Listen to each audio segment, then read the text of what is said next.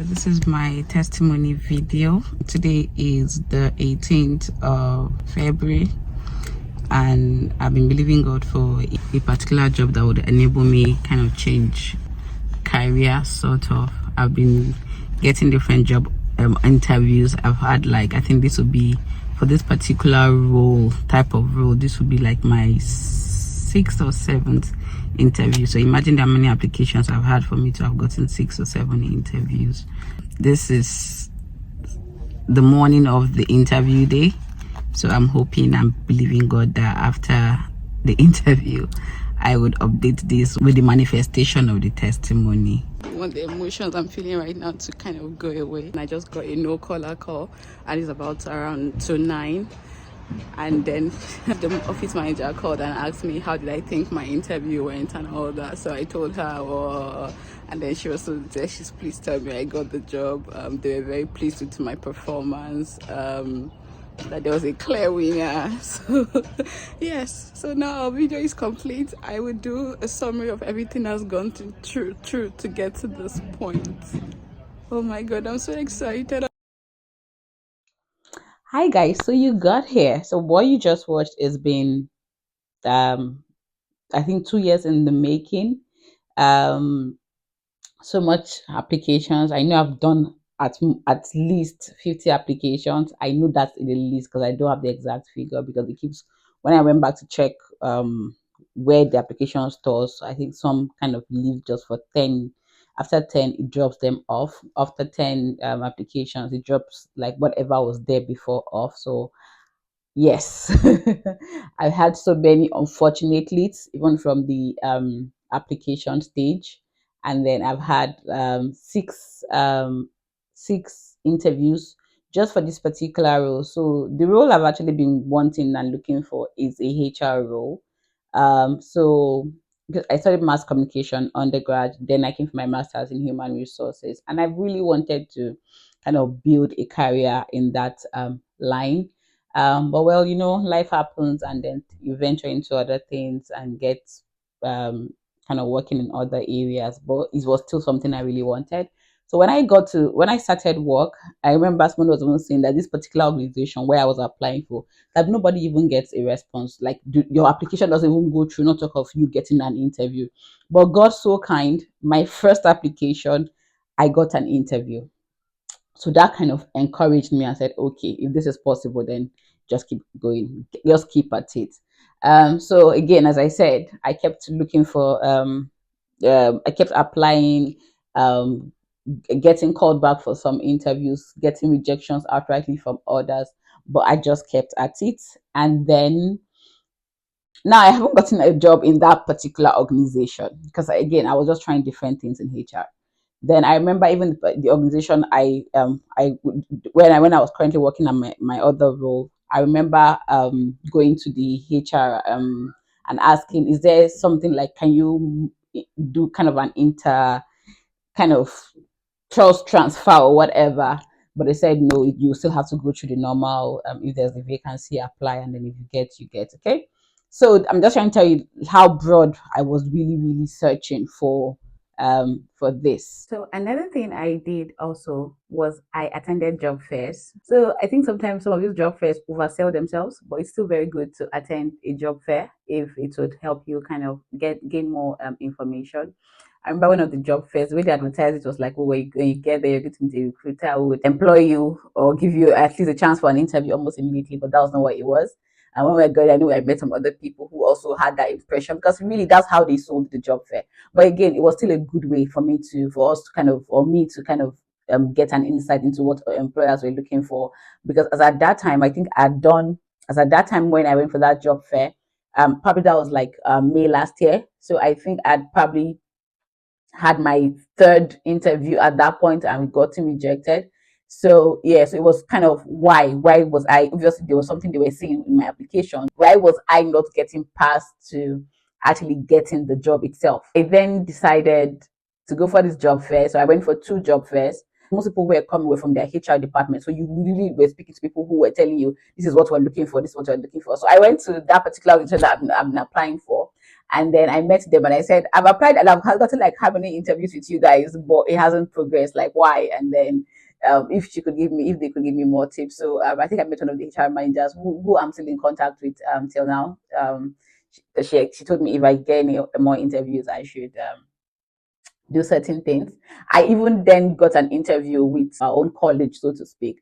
And then, yeah, the interview seemed okay, but again, someone always did better and then had other things that I didn't have.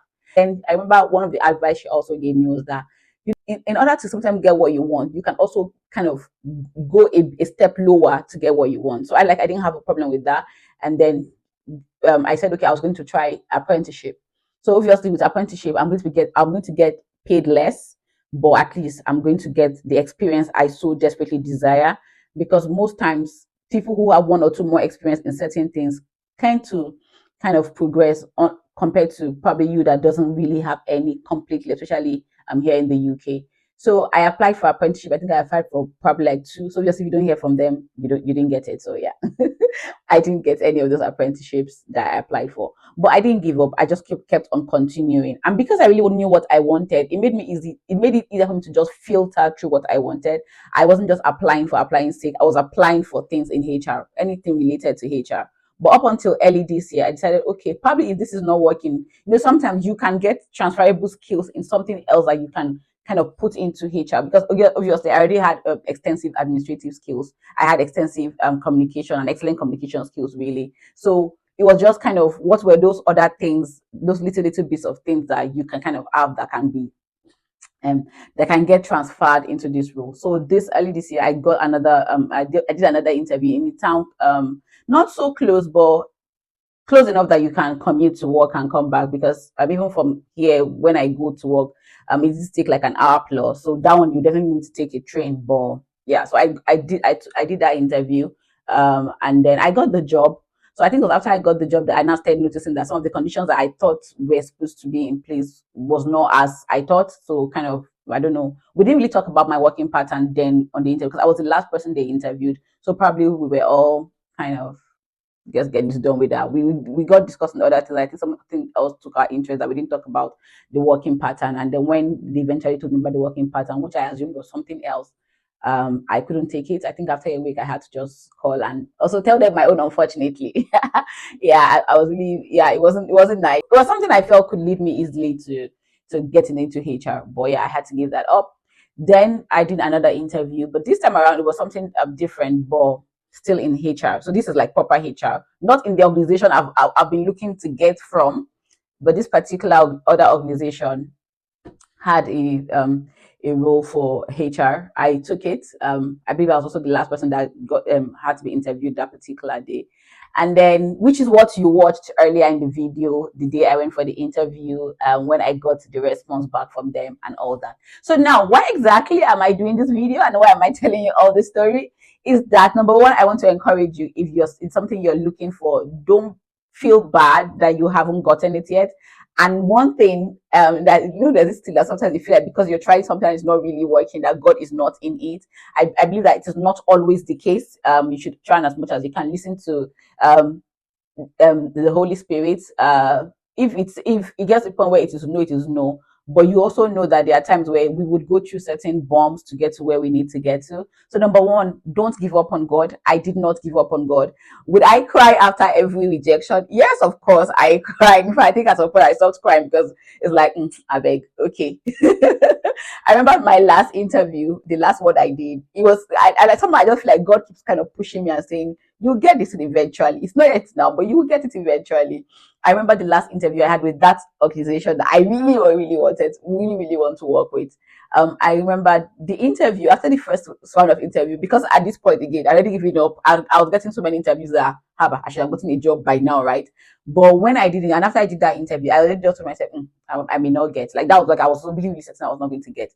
Then I got an email that well they could not make a decision on certain some of the candidates. So I think we're like three that then had to go to another round. So now kind of made me feel good. Oh, okay. Any which way, that means I did very well for me to be going to the next round, which was obviously not planned, but because they could not make a decision, they now had to use something else kind of pick out of one of us, out of one of us who was going to take the role.